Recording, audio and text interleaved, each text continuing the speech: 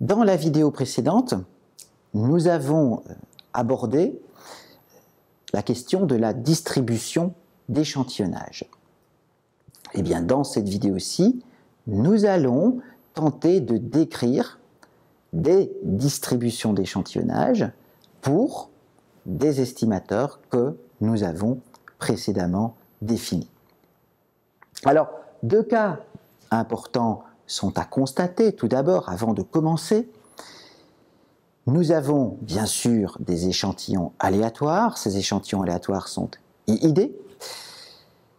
Dans le premier cas, nous supposons que chaque grand XI dans cet échantillon aléatoire est distribué selon une normale de moyenne mu et de variance sigma carré. Dans le second cas, échantillon aléatoire IID également, mais chaque XI n'est pas nécessairement distribué selon une normale de moyenne mu et de variance sigma carré. Pas d'hypothèse distributionnelle sur les XI.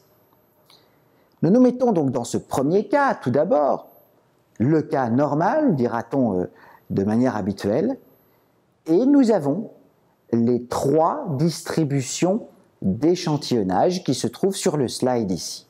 On peut montrer en effet facilement, je ne vais rien démontrer là-dedans, mais on peut montrer facilement que xn bar est distribué au point 1 selon une normale de moyenne mu et de variance sigma carré sur n. Sigma carré sur n, il s'agit de la variance de xn bar.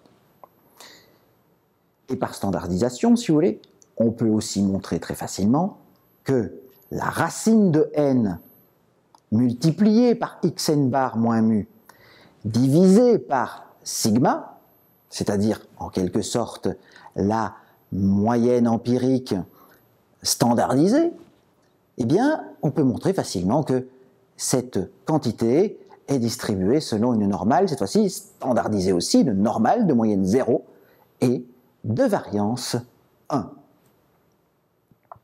Deuxième résultat sur ce slide, un résultat concernant la variance, l'estimateur de variance Sn carré. On peut montrer que n-1 fois Sn carré divisé par sigma carré est distribué selon une loi qui carré avec n-1 degré de liberté. Troisième résultat, lorsque nous ne connaissons pas le petit sigma carré, on se dit qu'on va l'estimer par Sn carré. Et donc, la variance de xn bar dans le premier point va alors être estimée, si vous voulez, dans le point 3 par variance de xn bar chapeau. Et ce variance de xn bar chapeau, si vous voulez, va être estimé par Sn carré divisé par n.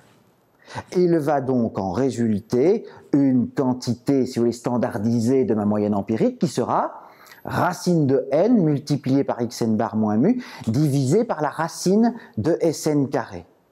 Eh bien, cette quantité-là, on peut montrer qu'elle est distribuée selon une student avec n-1 degré de liberté. L'avantage de ces trois premiers points, de ces trois distributions-là, c'est qu'elles sont valables quelle que soit la valeur de n. Le désavantage, c'est qu'il y a une hypothèse très forte sur les XI.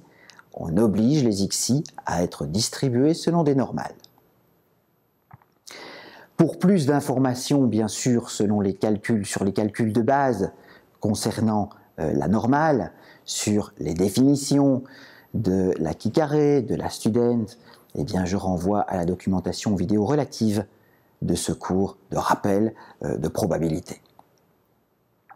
Voilà, ça c'est le premier cas se rapportant au cas normal, comme nous l'avons évoqué, comme nous l'avons défini. Deuxième cas à présent, pas d'hypothèse sur les XI allant de A à N, échantillon aléatoire IID, nous supposons sigma carré, c'est une condition, on n'en parlera plus après, sigma carré strictement plus petit que l'infini, peu importe, très bien, nous avons le théorème de la limite centrale et théorèmes apparentés. Ici j'ai écrit xn bar moins mu, multiplié alors par racine de n divisé par la racine de Sn carré, Ceci, alors convergent loi, je vais y revenir, flèche surmontée de L, convergent loi vers une normale 0,1.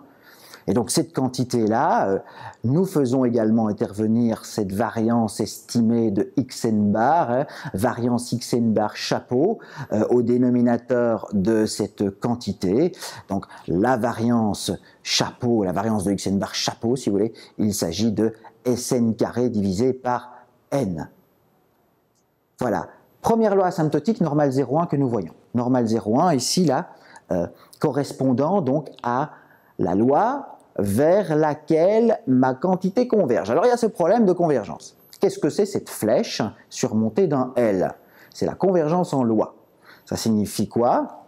Très concrètement, c'est ce que nous avons vu en quelque sorte, ou évoqué en tout cas, dans les données Airbnb. Lorsque n devient grand, la distribution de la quantité qui se trouve à gauche de la flèche, surmontée d'un L, c'est-à-dire quelque part xn bar standardisé.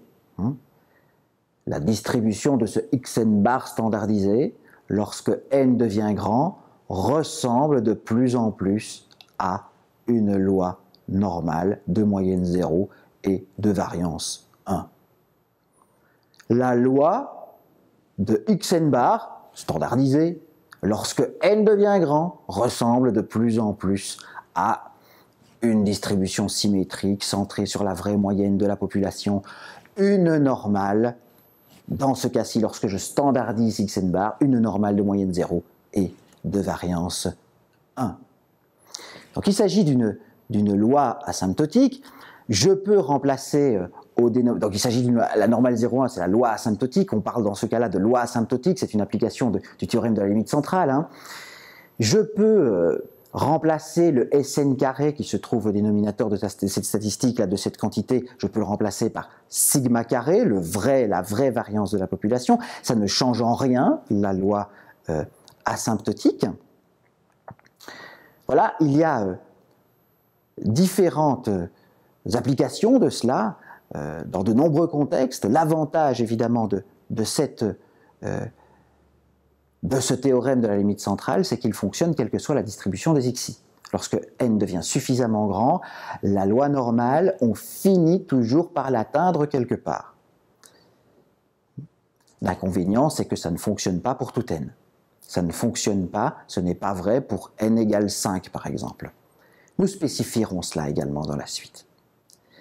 Je traite ensuite deux petites remarques. La première, c'est que ce théorème de la limite centrale s'applique à des variables aléatoires qui sont distribuées selon une loi de Bernoulli, ces variables binaires dont nous avions encore reparlé il y a peu de temps. Ça s'appelle le théorème de Moivre-Laplace. On peut montrer que la variance de Pn chapeau, il s'agit de P fois 1 moins P, P est le paramètre de la Bernoulli. Donc la variance de P chapeau, il s'agit de P fois 1 moins P divisé par N. L'espérance de P chapeau, il s'agit de P. Et donc la racine de N multipliée par P chapeau moins P divisé par la racine de P fois 1 moins P, c'est l'application directe du théorème de la limite centrale. Et cette quantité-là donc converge en loi également vers une normale 0,1. La loi de cette quantité-là, lorsque n devient grand, ressemble de plus en plus à une normale standardisée. Attention que pour l'application du théorème de la limite centrale dans ce cas-ci, eh bien, nous apporterons également par la suite certaines conditions sur n et sur p. Alors, seconde et dernière remarque, nous parlons à présent du cas particulier des populations finies. Nous considérerons donc que grand N est une quantité finie, un nombre fini, et on va parler de ces situations que nous avions déjà évoquées lors des vidéos sur le tirage sans remise et sur les échantillons IID en pratique. Nous allons traiter le problème du taux de sondage petit n sur grand N, donc qui est trop grand, typiquement supérieur à 5%. On sait que lorsqu'il est plus petit que 5%, on considère souvent que l'on peut assimiler des tirages sans remise à des tirages avec remise. Mais lorsque petit n sur grand N devient trop grand, comme nous en avons déjà parlé, eh bien, les tirages sans remise ne peuvent plus être considérés comme des tirages avec remise et il y a quelques modifications à effectuer sur les distributions d'échantillonnage que nous avons discutées jusqu'à présent. En fait, ce qui se passe, c'est que dans les dénominateurs qui ont précédé, là où apparaissaient des variances de xn bar ou de p chapeau, éventuellement estimées par variance chapeau de xn bar, eh bien, il faut ajuster ces variances au dénominateur des distributions d'échantillonnage dont nous venons de parler, en les multipliant par un facteur correctif, le facteur de correction pour les populations finies. La variance de xn bar, donc sigma carré sur n, celle que nous avons vue jusqu'à présent, où le sigma carré peut éventuellement être estimé par grand Sn carré, eh bien cette variance va être multipliée par un facteur correctif. Nous aurons donc sigma carré sur n multiplié par le rapport entre grand N moins petit n et grand N moins 1. On fera de même également pour la variance de grand Pn chapeau, qui est égal à petit p fois 1 moins p sur n. On va la multiplier lorsque le taux de sondage est trop grand et que le tirage est effectué sans remise. On va le multiplier également par le même facteur correctif, c'est-à-dire grand N moins petit n divisé par grand N moins 1. Voilà donc pour ces modifications, je le rappelle, lorsque le taux de sondage dépasse, en pratique c'est ce qu'on dira, dépasse 5% et que le tirage, bien entendu, se fait sans remise, ce qui est, comme on le sait, le cas le plus souvent rencontré en pratique.